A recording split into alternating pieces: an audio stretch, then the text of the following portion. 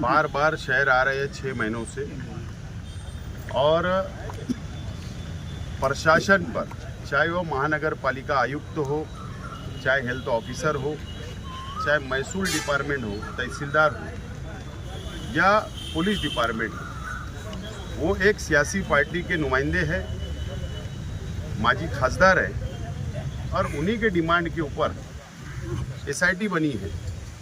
और वो दबाव बनाने के लिए आते हैं और दबाव बनाकर कुछ गलत करवाना चाहते हैं, तो कुछ गलत ना हो इसके लिए किरीट सोमैया यहाँ आकर गए, और उसके बाद हम यहाँ पर आए हैं। कमिश्नर साहब, एसपी साहब से हमने बात की है, और जो हमारी बातचीत हुई है तो प्रशासन ने हमको यकीन दिलाया है कि कुछ भी गलत हम लोग नहीं करेंगे। लेकिन किरीट सोमैया की जो दादागिरी बढ़ रही है, जो गुंडागर्दी बढ़ रही है, अब ये शहर बर्दाश्त नहीं करेगा। शहर का इम्तिहान किरीट सोमैया ना ले, इसके लिए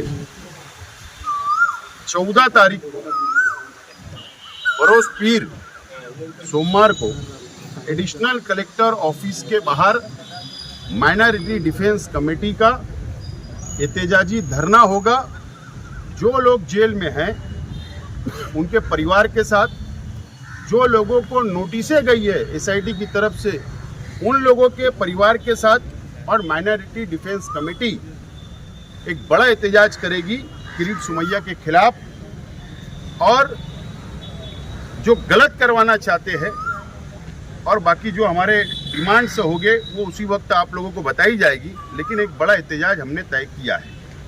किरीट सोमैया आम आदमी है, आता है, प्रशासन का दबाव बना के चले आता है, उसके बाद जो गुना दाखिल होता है और आरोपी उठाते हैं। डिफेंस कमेटी रोज ये वो से दफा कर रही है, तो आप आज के बाद से अगला कदम क्या रहेगा?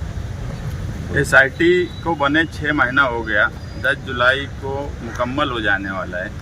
इस बीच में हज़ारों लोगों को नोटिस दी गई, सैकड़ों लोग जेल में हैं, उसमें शहर की औरतें भी जेल में हैं। माइनॉरिटी की लीगल टीम जो है वो कोशिश कर रही है, मगर आप देखेंगे सरकारी वकील जो है, सरकारी वकील हमेशा फैक्ट पे बात करता, जो है उस पे बात करता, मगर सरकारी वकील सियासी बात करते हैं, कोर्ट के अंदर भी और कोर्ट के बाहर भी। और किरीट सोमैया भी मुसलसल सियासी तौर पर प्रेशर कर रहे हैं, सियासी तौर पर मालेगांव शहर को और यहाँ की माइनॉरिटीज़ खास तौर से मुसलमानों को तकलीफ देने का काम कर रहे हैं। और हमने ये तय किया कि अब कहीं ना कहीं तहरीक की तरफ जाना चाहिए। 6 महीना हो गया, कोई बांग्लादेशी, कोई रोहिंग्या, कोई पाकिस्तानी नहीं मिला। हम कल भी यही बोलते थे कि एसआईटी की जब रिपोर्ट आएंगी, दूध का दूध और पानी का पानी हो जाएगा। अगर वक्त पे एसआईटी की रिपोर्ट आ गई तो आप ये बात मानना कि ये इसमें कुछ नहीं मिला। अगर वक्त बढ़ाया गया तो क्यों बढ़ाया गया, ये समझने का सवाल है। इसीलिए अभी आसिफ शेख साहब ने कहा कि एक बड़ा एहतजाज होने वाला है 14 जुलाई को पीर के दिन सुबह 11 बजे, जिसमें शहर के मर्द और ख्वातीन की बड़ी तादाद रहेंगी। और जो नोटिस जिनको जिनको मिली है वो तमाम ही लोग उस धरने में आए, ताकि ये एक मैसेज दिया जाए कि 6 महीने में भी यहाँ कोई रोहिंग्या नहीं मिला, इनकी ना चार्जशीट में मिला, ना इनकी एसआईटी की रिपोर्ट में मिला। इसलिए ये एहतजाजी धरना बहुत अहम है, और कहीं ना कहीं जो सरकार को जो करना चाहिए वो सियासी तौर पर किया जा रहा है, उसका जवाब होगा। एसआईटी की टीम ने चार्जशीट के अंदर भी दाखिल किया कोई बांग्लादेशी और कोई रोहिंग्या ही नहीं है, उसके बाद भी एफआईआर का सिलसिला शुरू है। सिर्फ दबाव में हो रहा, सिर्फ चीटिंग जो हुई है पेपर की कि कोई कागज़ इधर हो गया उधर हो गया, यही सब चार्जशीट में भी है, यही सब एसआईटी की रिपोर्ट में भी आने वाला है।